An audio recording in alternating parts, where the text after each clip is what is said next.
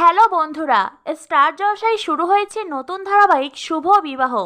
নতুন এই ধারাবাহিকে প্রথমবার জুটি বাঁধতে দেখা যাচ্ছে অভিনেতা হানি বাফনা এবং অভিনেত্রী সোনামণি সাহাকে। ইতিমধ্যেই নতুন ধারাবাহিকের নতুন এই জুটিকে পছন্দ করেছেন দর্শক।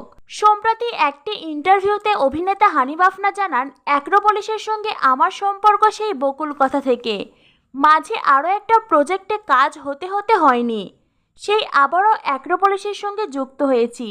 সকলে মিলে ভীষণ আনন্দ হাসি মজা করেই শুটিং করি। মনে হচ্ছে সবকিছু আগের মতনই আছে, শুধু মাঝে 5টা বছর কেটে গেছে। ভীষণ ভালো লাগছে চেনা মানুষগুলোকে আবার একসাথে পেয়ে, আর মনে হচ্ছে ঘরের ছেলে আবারও ঘরে ফিরে এসেছি। সোনামণি সাহার কথা বলতে গেলে অভিনেতা জানান, সোনামণি সাহা কাজের প্রতি ভীষণ ডেডিকেটেড, যার কারণে এই ধরনের মানুষের সঙ্গে কাজ করতে আমি বরাবরই পছন্দ করি। হানির কথা বলতে গিয়ে সোনামণি সাহা জানান, হানি ভীষণ ভালো স্ক্রিপ্ট মুখস্থ করতে পারে আর যে কোনো চরিত্র খুব সহজে নিজের মধ্যে ধারণ করতে পারে।